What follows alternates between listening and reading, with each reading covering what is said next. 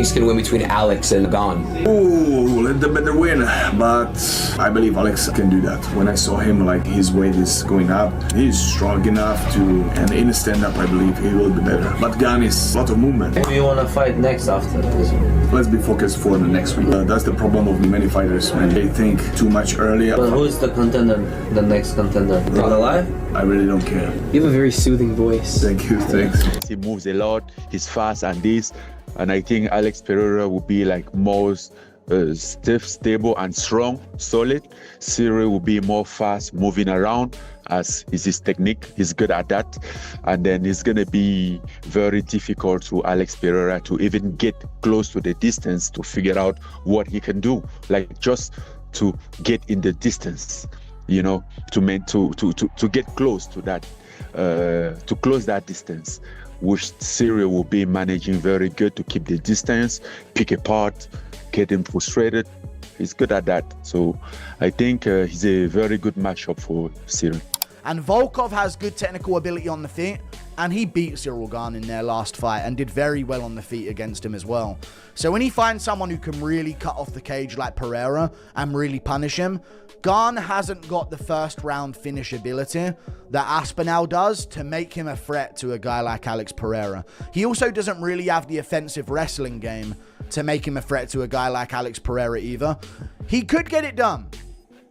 He has good backwards movement. He floats around well on the back foot. He does it better than Jamal Hill, if we're being honest. Gane is one of the rare heavyweights that actually really does have a good technical base for the heavyweight division. He just lacks that KO power and lacks that ability to just nuke someone in the first 2 minutes. He's never really been able to do it throughout his entire career. And I would, off the top of my head, I can't think of a time that Gane has got a first 2 minute of the fight finish like a guy like Aspinall or Ngannou has. But Pereira should win this one, I think. I mean, who else is going to fight though? The division's on its ass.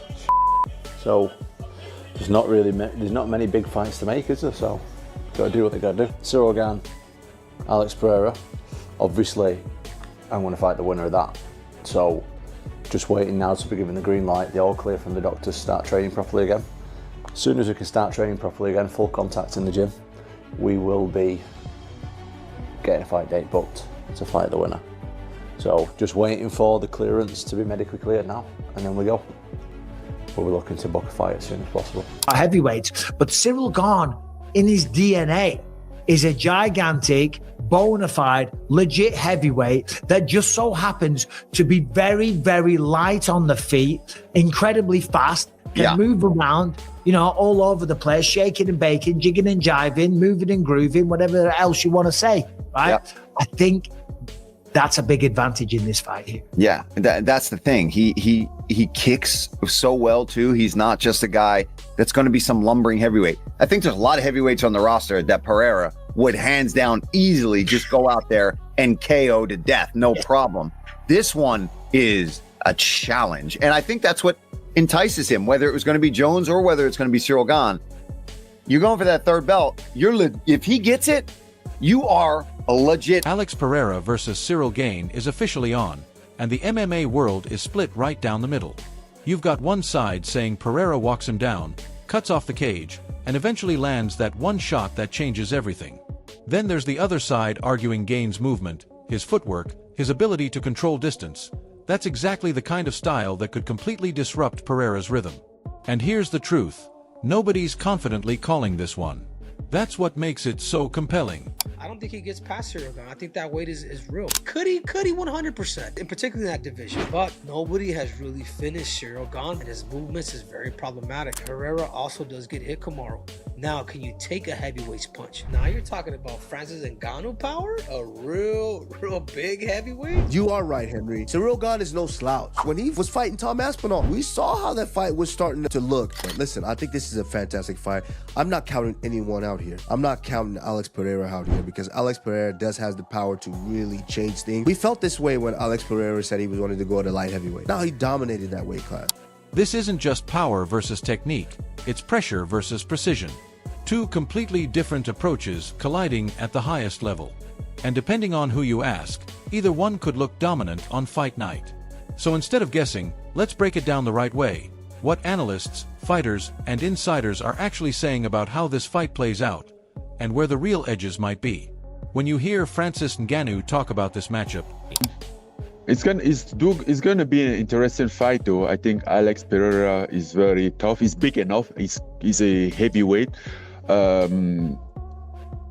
But in this scenario, the position shifted a little bit because Ciryl Gane here come more with a strategy of a lighter person because he moves a lot, he's fast and this.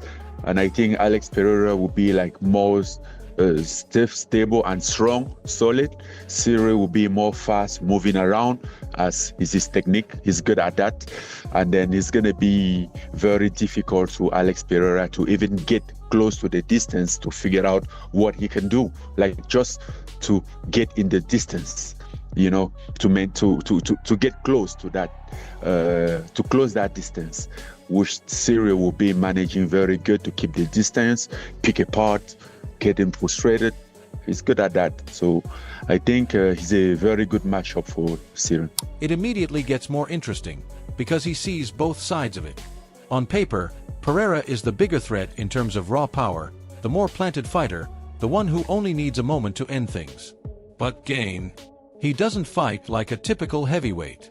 He moves like a middleweight trapped in a heavyweight body, light, quick, constantly adjusting. And that's where the real problem. Well, we will not undermine the fact that Ciryl also is doing it. He's training. He's been very serious on his ground game. He's been involving.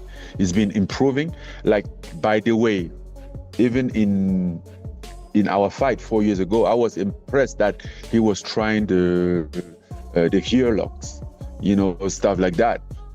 I know that was something that he could have come up with, but I was so impressed at time. And since then, I think also after the John fight, he went to Dagestan on this wrestling stuff. I think he's a very complete MMA fighter. I think you will be mistaken to just see him as a striker, as this. The fact that he's just such a good striker make people underestimate his ground game and oversee his ground game, you know. Starts for Pereira, because his game depends on closing distance, setting his feet, and firing. But Gane doesn't give you that. He makes you chase. He keeps you guessing. And if Pereira can't comfortably plant and throw, that power becomes a lot harder to access. It's not just about strength here, it's about positioning, patience, and control of space. And if Gane dictates that range early, this fight could look very different than people expect. There's a narrative floating around that Ciryl Gane is just a striker, and that's a dangerous oversimplification. Because behind the scenes, he's been putting serious work into rounding out his game. This isn't the same version of Gane people saw a few years ago. His ground game has been evolving, quietly but consistently. Even in past fights, you could see flashes, attempts to engage, moments where he wasn't afraid to mix it up. And since then, he's only sharpened those tools, especially after facing elite-level competition. So when people act like this is a one-dimensional fighter...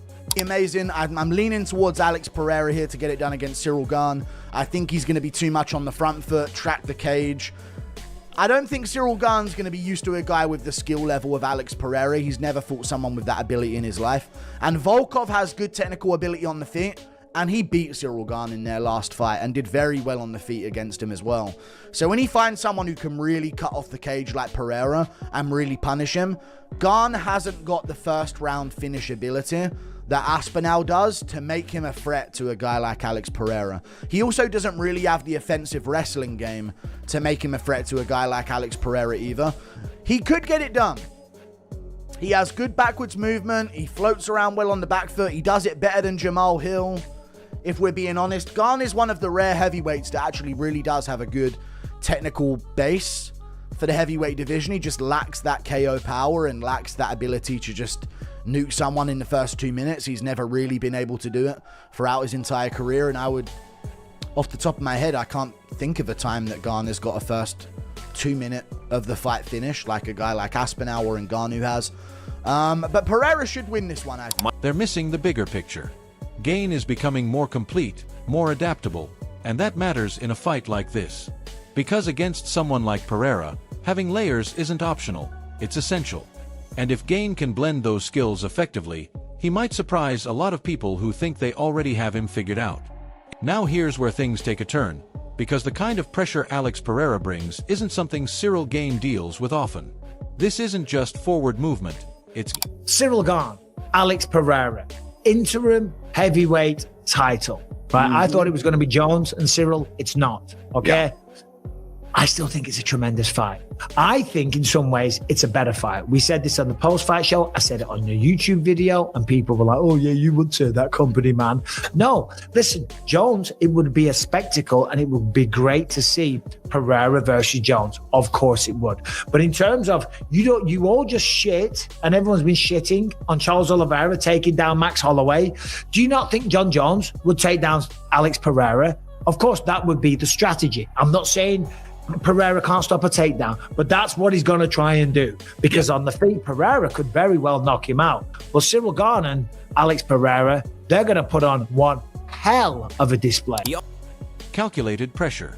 It's the way Pereira cuts off angles, traps you, and forces exchanges whether you're ready or not.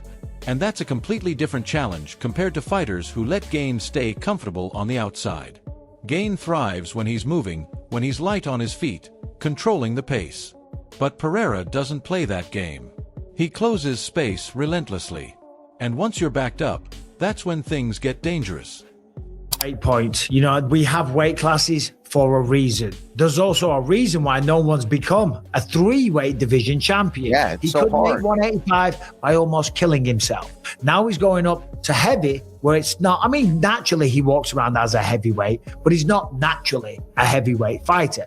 So what will happen? He'll be heavier, which will slow you down a bit. He will have, I think, extra power. I still think he can take the shots. I think he's still got the power to knock out heavyweights. But Ciryl Gane, in his DNA, is a gigantic, bona fide, legit heavyweight that just so happens to be very, very light on the feet, incredibly fast, can move around, you know, all over the place, shaking and baking, jigging and jiving, moving and grooving, whatever else you want to say, right? I think that's a big advantage in this fight. There's also the issue of early threat. Gane isn't known for explosive starts. He builds into fights. But against Pereira, that could be a problem. Because if you're not dangerous early, and you're not wrestling, you're eventually forced into striking exchanges under pressure. And against someone like Pereira, that's not where you want to be. Michael Bisping looks at this fight from a completely different angle, and his take flips expectations.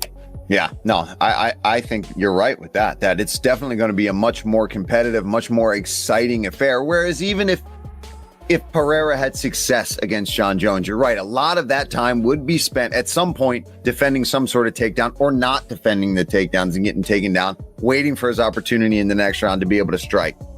This is going to be a big boys kickboxing in there. We saw how good Ciryl Gane looked when he was fighting Tom Aspinall before the eye pokes. He was landing good shots. He's athletic. He can move. These are two heavyweights that can move and can strike. It's going to be a banging ass fight. A bit. He actually believes this matchup is more exciting than the John Jones fight people were pushing for.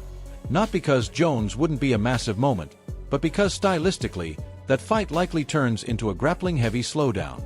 Jones would wrestle, control, and neutralize Pereira's biggest weapon, his striking. But this fight... Get it. This one's surprising. Ciryl Gane, minus 160. It's only a slight underdog, favorite, but still a favorite. Alex Pereira, plus 140. What are your thoughts on that? Yeah, I think that's kind of accurate. And I think that's a lot of it is we're basing the fact that he's moving up to heavyweight, Pereira. He really started off as a middleweight. Now, granted, he's a much bigger man now, and I don't think there's any world in which he could go back down to 185 pounds. But still, you're going from, I was able to make middleweight to now I'm fighting at heavyweight, where these men are huge. And again, Ciryl Gane is used to the threat of nasty power coming his way in every fight. That dynamic isn't really there. Against Gane, this stays standing far more often. And that's exactly where Pereira becomes dangerous. More time on the feet means more opportunities, more exchanges, more chances for that one clean shot. So instead of a tactical grind, this turns into something much more volatile and much harder to predict. For me, it was interesting. I did not hear about. I heard this. I was a bit surprised. Yeah, I heard this fight was.